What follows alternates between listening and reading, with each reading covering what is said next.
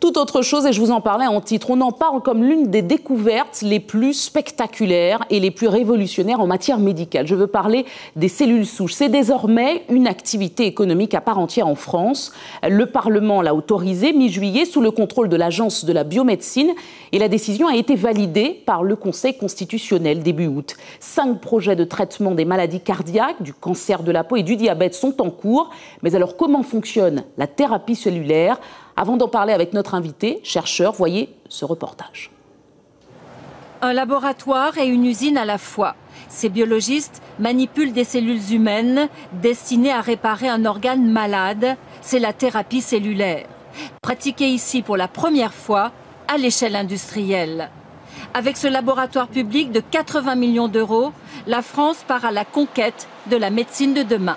Le marché de la thérapie cellulaire est un marché en pleine émergence. C'est une réserve de croissance considérable. Il progresse de 20 à 40% par an. Si on veut être le leader demain, il faut investir aujourd'hui.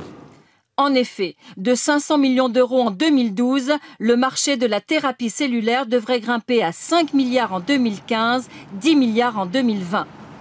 Ici, on fait du sur-mesure. Le principe est de guérir un malade avec ses propres cellules. 5 projets de traitement sont en cours. Ils concernent les maladies cardiaques, le cancer de la peau ou encore le diabète.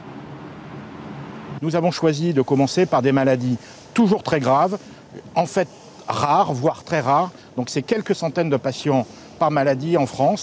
La thérapie cellulaire, Patrick Oxemery, 61 ans, est l'un des tout premiers à en avoir bénéficié.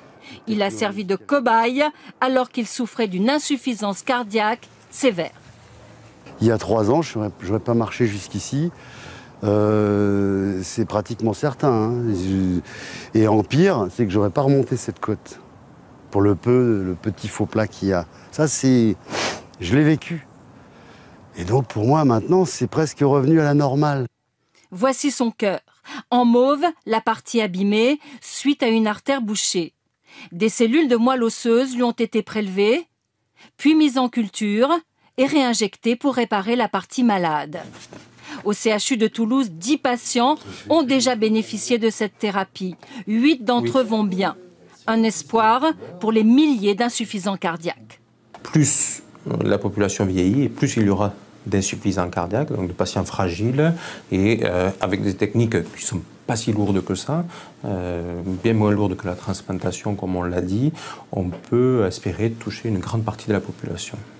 La thérapie cellulaire, un marché qui donne des idées. Certains laboratoires privés proposent déjà de conserver vos cellules, de les faire rajeunir et de les réutiliser un jour peut-être. Un pari qui coûte tout de même 47 000 € à celui qui croit en la jeunesse éternelle.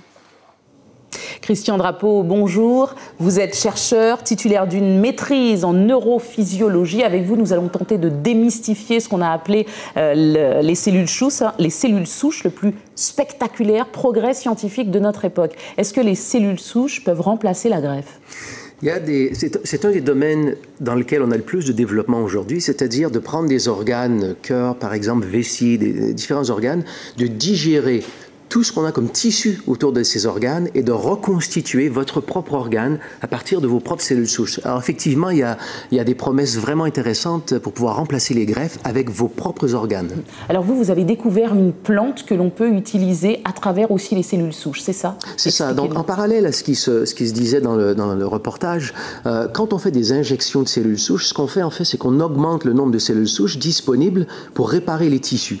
Alors nous on a une approche un peu parallèle qu'on a découvert par hasard en étudiant des plantes, c'est qu'on utilise des plantes qui libèrent vos propres cellules souches de votre propre moelle osseuse. Donc on augmente le nombre de cellules souches disponibles pour réparer les tissus en utilisant vos propres cellules souches d'une façon naturelle, en fait de la façon dont le corps le fait naturellement. Alors est-ce que ça veut dire que ces injections de cellules souches pourraient guérir certaines pathologies lourdes, par exemple ? Ah, tout à fait. Il faut voir qu'il y a énormément de développement qui s'est fait dans le domaine au cours des 10 dernières années et différentes controverses sur les cellules souches embryonnaires. On peut porter ombrage à tout ça, mais il y a plusieurs équipes dans le monde qui utilisent déjà les cellules souches adultes depuis plusieurs années avec des résultats intéressants en termes de infarctus du myocarde, cardiomyopathie générale, diabète, différents problèmes. Mais vous, personnellement, au cours de votre étude, vous avez fait des découvertes majeures et révolutionnaires peut-être ? Ah ben, on a découvert différentes plantes comme ça qui ont un effet au niveau des cellules souches, en libérant les cellules souches, en facilitant leur migration au niveau des tissus. Et on a des résultats comparables à ce que d'autres équipes ont obtenu par injection, c'est-à-dire justement des améliorations vraiment marquées en cas de cardiomyopathie, par exemple. Oui. Des gens qui étaient sur des listes de transplantation cardiaque et puis 2-3 mois après se retrouvent avec des vies tout à fait normales. Mais alors pourquoi la pharmacopée française a pris autant de temps pour permettre justement une activité économique réelle, comme on l'a dit au mois d'août? Pourquoi autant de temps? Si c'est vraiment vérifié. Oui, c'est une question qui est assez complexe parce qu'il y a différents éléments. Premièrement, c'est une explosion dans le monde de la médecine. Je pense qu'on n'a jamais vu quelque chose de pareil. La littérature scientifique est tellement prolifique dans ce domaine de recherche que personne n'est vraiment au courant de tout ce qui se fait. Donc plusieurs laboratoires à travers le monde ont développé leur propre protocole et d'autres laboratoires ne sont pas au courant. Donc il y a eu une espèce de confusion, si je peux dire, scientifique. Donc c'est un des éléments.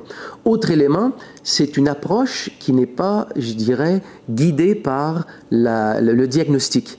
C'est pas guidé par un Parkinson ou un Alzheimer ou un diabète, c'est guidé par un phénomène physiologique du rôle des cellules souches dans le corps. Donc du coup, ça rentre pas bien dans la conception médicale traditionnelle. Donc il y a différents éléments qui ont fait en sorte que ça a tardé un peu à démarrer, mais c'est déjà utilisé depuis plusieurs années. Vous organisez une conférence dimanche. Dimanche, ici à Madiana en Martinique et en Guadeloupe samedi, justement sur tous ces sujets. Merci beaucoup. Merci Christian Drapeau. Je rappelle que vous êtes chercheur et titulaire d'une maîtrise en neurophysiologie. Vous nous avez parlé des cellules souches. Merci beaucoup. C'est moi qui vous remercie.